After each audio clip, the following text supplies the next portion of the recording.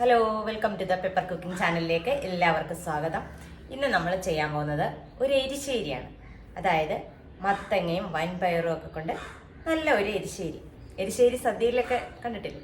അപ്പോൾ അതുപോലെ നമ്മൾ ഓണത്തിനും വിഷുവിനും എന്ന് വെച്ചാൽ ഒട്ടുമിക്ക ദിവസങ്ങളിൽ നമ്മൾ ചെയ്യാറുള്ള ഒരു സാധാരണ വിഭവമാണ് എരിശ്ശേരി. അപ്പോൾ എരിശ്ശേരി പല രീതിയിൽ ചെയ്യുന്നവരുണ്ട്. അപ്പം ഞാൻ ചെയ്യുന്ന രീതിയാണ് ഇപ്പം ഞാൻ നിങ്ങളിലേക്ക് ഇവിടെ ഇത് ഷെയർ ചെയ്യുന്നത്. അപ്പം നമ്മൾ മത്തങ്ങ കൊണ്ടൊരു എരിശ്ശേരിയാണ് ഉണ്ടാക്കാൻ പോകുന്നത്. അപ്പോൾ ഇതിന് എന്തൊക്കെയാണ് വേണ്ടതെന്ന് നോക്കണേ. അപ്പോൾ എന്തൊക്കെയാണ് വേണ്ടതെന്ന് വെച്ചാൽ പ്രധാനമായിട്ടും വേണ്ടത് നമ്മുടെ മത്തങ്ങ വേണം, ഒപ്പം വൻപയറും വേണം. അപ്പം ഇനി ഇതിനകത്ത് ചേർക്കേണ്ട അരപ്പുകളാണ്, അത് ഞാൻ ചേർക്കുന്ന മുറയ്ക്കേ കാണിക്കത്തുള്ളൂ. അപ്പോൾ പെട്ടെന്ന് തന്നെ അധികം സാധനങ്ങളൊന്നുമില്ലാതെ നമുക്ക് പെട്ടെന്ന് ചെയ്തെടുക്കാവുന്ന ഒരു അതിരുചികരമായ ഒരു സംഭവമാണ് മത്തങ്ങ എരിശ്ശേരി. അപ്പോൾ നമുക്ക് വീഡിയോയിലേക്ക് പോകാം. ആദ്യം തന്നെ നമുക്ക് മത്തങ്ങ തൊലി ചെത്തി വൃത്തിയാക്കി എടുക്കാം. ഈ മത്തങ്ങ ഇങ്ങനെ വൃത്തിയാക്കുന്ന സമയം കൊണ്ട് നമുക്ക് വേറൊരു കാര്യം കൂടെ ചെയ്യാമല്ലോ. എന്തുവാ, വൻപയറൊന്ന് വേഗം കുക്കറിനകത്തോട്ടാക്കി വെക്കാം. കുക്കറിനകത്ത് വെക്കുമ്പോൾ പെട്ടെന്ന് വെന്ത് കിട്ടും. അപ്പോൾ നമുക്ക് അത് അടുപ്പിൽ വെച്ചിട്ട് നമുക്കിത് കഷ്ണങ്ങളാക്കി എടുക്കാം. ഒരു 3/4 കപ്പ് വൻപയർ ഞാൻ വെള്ളത്തിലിട്ട് കുതിർത്തതാണ്. അത് നമുക്ക് കുക്കറിനകത്ത് വേഗം വെക്കാം. മത്തങ്ങ കഴുകി അരിഞ്ഞ് റെഡിയാക്കി വെച്ചിട്ടുണ്ട്. ഇതുപോലുള്ളൊരു കഷ്ണമാക്കിയാൽ മതി. അപ്പോൾ നമുക്ക് എന്തോരം വേണോ അതിനനുസരിച്ച് ചേർക്കണം. നമുക്കിതൊരു ചട്ടിയിലിട്ടിട്ട് വേഗം വയ്ക്കാം. അതിനാവശ്യമായ വെള്ളം നമ്മൾ ഒഴിച്ചു കൊടുക്കണം. ഇനി നമുക്കിതൊന്ന് അടുപ്പിലേക്ക് വെക്കാം.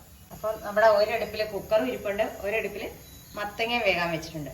അപ്പോൾ ഇതെല്ലാം കൂടെ ഒന്ന് നന്നായിട്ടൊന്ന് വെന്ത് വരട്ടെ. അപ്പോഴത്തേക്ക് നമുക്ക് അരയ്ക്കാൻ എന്തൊക്കെയാണ് വേണ്ടതെന്ന് നോക്കാം.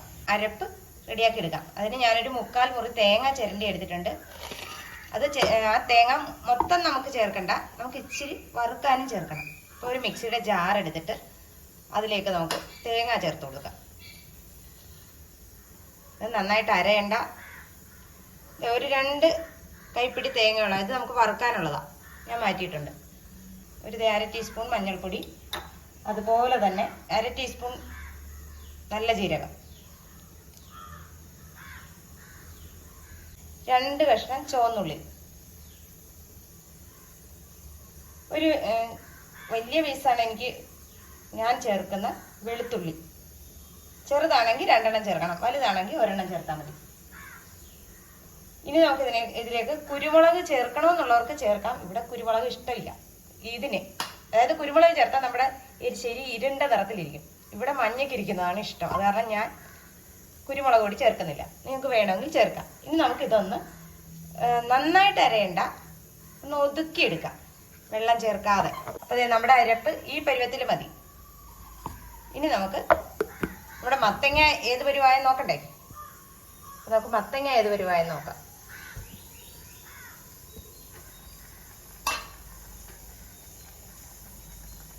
മത്തങ്ങ നന്നായിട്ട് വെന്തിട്ടുണ്ട്. അപ്പോൾ ഇനി നമുക്ക് ഇതിലേക്ക് അരപ്പ് ചേർത്ത് കൊടുക്കാം. അപ്പോൾ വെന്ത മത്തങ്ങയിലേക്ക് നമുക്ക് അരപ്പ് ചേർത്ത് കൊടുക്കാം. അപ്പോൾ നിങ്ങൾക്ക് ഒരുപാട് എരിവ് വേണമെന്നുണ്ടെങ്കിൽ പച്ചമുളക് കൂട്ടിയെടുക്കണം കേട്ടോ, ഇല്ലെങ്കിൽ അത്ര എരിവ് ഉണ്ടാകത്തില്ല. കുരുമുളക് ചേർക്കുന്നുണ്ടെങ്കിൽ നിങ്ങൾ ഇച്ചിരി പച്ചമുളക് കുറച്ചാലും കുഴപ്പമൊന്നുമില്ല. ഒരാവി കൂടെ ഒന്ന് വന്നോട്ടെ. അതായത് നമ്മുടെ ഈ അരപ്പിൻ്റെ പച്ച ചുവ മാറണം, ഇല്ലെങ്കിൽ അത് വല്ലാത്ത ചോയാകും, നമ്മുടെ കറി മോശമായി പോകും. അതുകൊണ്ട് നമുക്കിതൊന്നുകൂടെ മൂടി വയ്ക്കാം. അപ്പോൾ നമ്മുടെ എരിശ്ശേരിയിലേക്ക് ഇനി നമുക്ക് വേവിച്ച് വെച്ചിരിക്കുന്ന വൻപയർ അത് ചേർത്ത് കൊടുക്കാം.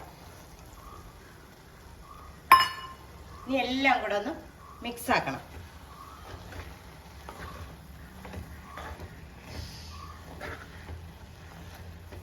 എല്ലാവരെയും കൂടെ നമ്മൾ കൂട്ടി യോജിപ്പിച്ച് റെഡിയാക്കിയിട്ടുണ്ട്. ഇനി എല്ലാവരും കൂടെ ഇരുന്ന് ജസ്റ്റ് ഒരു ആവി വന്നാൽ മതി. അപ്പോൾ നമ്മുടെ എരിശ്ശേരി എല്ലാം റെഡി ആയിട്ടുണ്ട്. ഇതിലേക്ക് നമുക്ക് വേപ്പില ചേർത്ത് കൊടുക്കാം.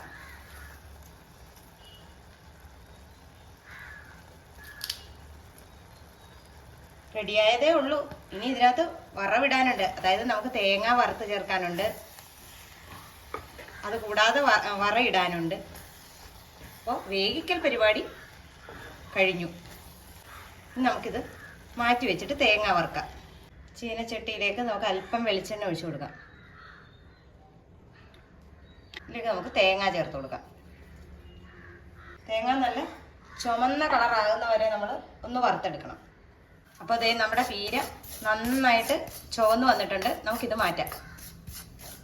ഇത് നമുക്ക് നേരെ ആ അരപ്പിലോട്ട് നമ്മൾ എല്ലാം റെഡിയാക്കി വെച്ചിട്ടില്ലേ നമ്മുടെ എരിശ്ശേരി, അതിലേക്ക് മാറ്റാം. അതേ ചട്ടിയിൽ തന്നെ നമുക്ക് ഇച്ചിരി വെളിച്ചെണ്ണ, അതായത് വറയിടാൻ ആവശ്യമായ വെളിച്ചെണ്ണ ചേർത്ത് കൊടുക്കാം. ചട്ടി നന്നായിട്ട് പഴുത്തതാണ്. അതിലേക്ക് നമുക്കൊരു സ്വല്പം കടുക് ഇട്ട് കൊടുക്കാം. കടുക് പൊട്ടി വരുന്നുണ്ട്. അതിലേക്ക് നമുക്ക് ചെറിയ ഉള്ളി, അരിഞ്ഞ് വെച്ചിരിക്കുന്ന ചെറിയ ഉള്ളി ഇട്ട് കൊടുക്കാം.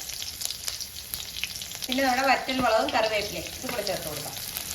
അപ്പോഴാണത് നല്ലൊരു ടേസ്റ്റിലേക്ക് എത്തുക.